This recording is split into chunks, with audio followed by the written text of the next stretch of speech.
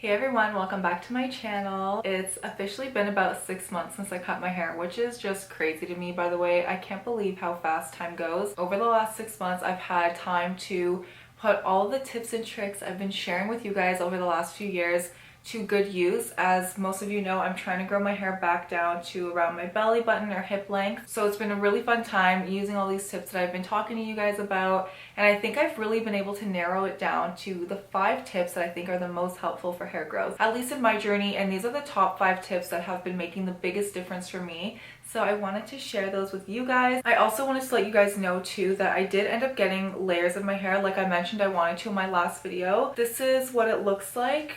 I made more of a post on it on Instagram, but I added my layers near the front and in the back, and then I also trimmed my curtain bangs back, and I asked her to blend them out into the rest of my hair. So I will have the stylist Instagram link down below. She works in the greater Victoria area and she's a very dear friend of mine. So her name is Kiara, and if you're looking for a good hairstylist in the greater Victoria area, I highly recommend her. But I didn't take off any length, and I got this done to my hair maybe 3 weeks ago now. It was like the first week of September that I did it. So again, no length has been taken off. I just added layers in. I also wanted to thank Berber Care for sponsoring today's video, and let's just get into the tips. So we all know that your hair grows from your root, and if your roots and scalp aren't healthy, it's going to be really difficult to grow and maintain long, healthy hair. So my first tip, and probably what I think is the most important, is to do regular scalp treatments and scalp massages. Scalp treatments are so beneficial for promoting hair growth, for keeping your scalp nice and healthy. Depending on what the ingredients of your scalp treatment are or what you're trying to target with your scalp treatment, they can really help with issues like dandruff, itchiness, dryness. Sometimes they can also help to combat excess oil production on your scalp too. So really, depending on the issue, there's always going to be a scalp treatment that you can use that's going to help you. A lot of scalp treatments will typically include ingredients like rosemary essential oil, tea tree oil, peppermint, anything that's going to be stimulating, that's going to promote blood flow to the scalp. This is going to help to promote hair growth. We already know this. I've been talking about this forever on my channel, and doing weekly scalp treatments has been the biggest, I think, the biggest help in my hair growth journey so far. So over the last month, I've been exclusively using the Berber Growing Season Botanical Hair Treatment as my scalp treatment. I really just wanted to see what this oil will do for my hair on its own, so I didn't use any other type of scalp treatment, literally just this. I also took a little before and after of my hair at the beginning of the month before I started only using this, and my hair at the end of the month, so literally just a couple days ago, so you guys can see the comparison. Overall, I'm really happy with the results.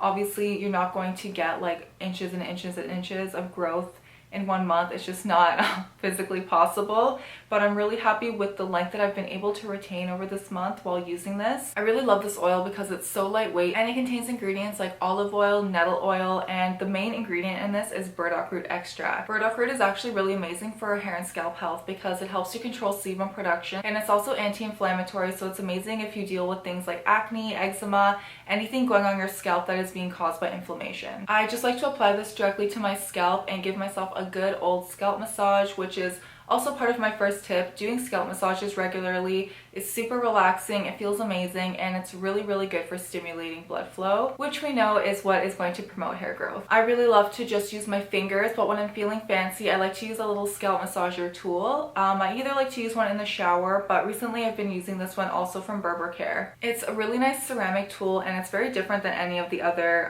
scalp massagers I've ever used, but it just feels so nice on the sensitive areas of my head. It doesn't really get like directly onto my scalp like some do, so I don't feel like I'm being abrasive to my scalp at all. I don't feel like I'm scratching my scalp. So when my nails are super long, this is something that I really like to use. My second tip definitely takes some time to figure out for yourself, but it's really important to follow a consistent, good routine that works for you and your specific hair type. It's really important to learn about your hair type, your porosity level. These are all really important factors to learning how to care for your hair and how to maintain your length and prevent breakage. I do have videos about all of these topics separately. They are all on my channel. I will have some linked up in the cards for you guys. I know it can be confusing and seem like a lot. Personally, My favorite way to keep track of everything is just to follow a capillary schedule. I use the Hair Routine app. This app literally just makes my life so easy because I can go on there, do the quiz every month, and then it generates my little capillary schedule for me. And then it just sends me a notification every wash day letting me know what treatment I'm supposed to do. You can also figure this out on your own and like write out your own calendar. Maybe the capillary schedule is something that doesn't work for you, and that's totally okay too. The key here is to find what works for you. And when I'm talking about your hair care routine, I'm talking about everything from how often you like to wash your hair to how often you like to trim your hair, your masking schedule, your scalp clarification schedule if you feel like you need to clarify your scalp. Find a routine that works for you. It definitely takes some trial and error, but don't be shy to try things out. It's kind of like the fun part of building a routine. And I would really say start by keeping it simple. Just figure out how often you like to wash your hair. Once you figure that out, add in some masks. I would start with like once a week. That might be too much for you, that might not be enough for you, and then you can kind of start adding things in from there and see how you feel. My third tip is to use some sort of oil or leave-in conditioner to seal the ends of my hair. This has been extremely helpful in preventing split ends for me, especially over the summer as I've been at the beach a ton, I'm outside all the time, and the environment can be really aggressive on your hair. So what I like to do is apply some hydrating leave-in conditioner onto my hair and then top it off with a little bit of oil. Sometimes you can honestly just use something like argan oil. Super simple, whatever you have on hand will work just fine. But doing this every day, whether it be at nighttime or in the morning before you leave the house, or sometimes even both depending on your hair type and length, this can really help to eliminate so much damage and just prevent your hair from getting dry. It'll keep your hair looking nice and shiny, and it can keep it really nice and refreshed in between washes. So if you're not doing this already and you feel like your hair is always dry or it looks brittle or like it's breaking, really try to incorporate adding some oil into your ends daily, and I promise you, you will see a huge difference. Honestly, just the shine that you'll have in your hair will be immaculate. You'll love it, I promise. My fourth tip is to make sure you are getting regular trims. People tend to be really afraid of the trim situation, and I totally understand why. Some of us have haircut trauma, and I understand. But if you are letting your hair get to the point where it's super damaged, you have split ends like halfway up your hair shaft, you are not doing your hair any favors. If anything, you are prolonging your growth journey, because that damage is going to have to come off eventually. It will either break off itself or you will have to cut it eventually. There's no way to seal a split end. I don't care what oils or like hair masks tell you on their packaging. There's no way to seal a split end back up. It can do it temporarily and make it look nice and smooth and shiny again, but there's no way to actually fix a split end other than to cut it off. So if you are experiencing a ton of damage, I would reevaluate your trim schedule and see how often you like to be getting your hair trimmed. Again, this is really dependent on your routine and your hair type, so I wouldn't worry about it or feel like I need to get a trim unless I'm noticing that my ends are looking dry and brittle. I really notice when my ends start to do this and like stick together for literally no reason that they're probably getting a little fried and it might be time for me to get a trim. A really nice way to start is every 6 months, go and get like an inch off or half an inch depending on, again, your damage and how dry or brittle your hair is feeling, and then see how it goes. If you feel like in another 6 months you really don't need a trim yet, totally hold off for a few more months.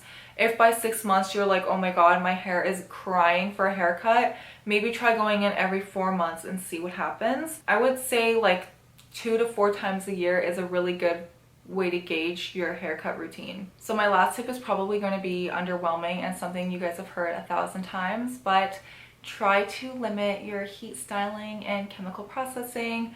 I know it sucks to hear that, but if your hair is really damaged, or if you're trying to grow out your hair and you feel like nothing's working, but you do these things a lot, it could just be causing a ton of breakage, which will lead you to be needing more trims in the long run, which could prolong your growth journey. So I'm just saying, really consider reducing heat. Find some ways to style your hair without heat. If you want to see like an updated version of how I curl my hair without heat and like some of my favorite heatless styles, please let me know down below. I'd be happy to refilm them for you with shorter hair. When I say to reduce or limit your heat styling and chemical processing, I'm not trying to tell you that you can never do those things again or your hair will be fried.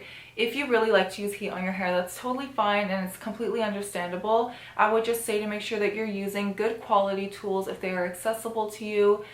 Use some sort of heat protectant, and if you can limit how many times a week you are styling your hair, that is going to make a huge difference. And then if you're being really consistent with your routine in other ways, like by using hair masks regularly and getting trims when needed, the damage from the heat styling won't be as detrimental to your hair growth journey. That also goes for chemical processing. I totally understand people like to bleach their hair, people like to color their hair. There's nothing wrong with that. I would just say, again, go to a professional if that's accessible to you. So those are my top 5 tips for growing your hair out. I really hope you guys found this video helpful.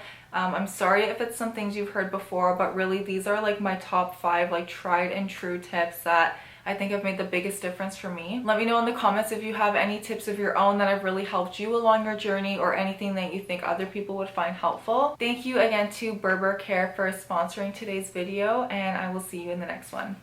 Bye!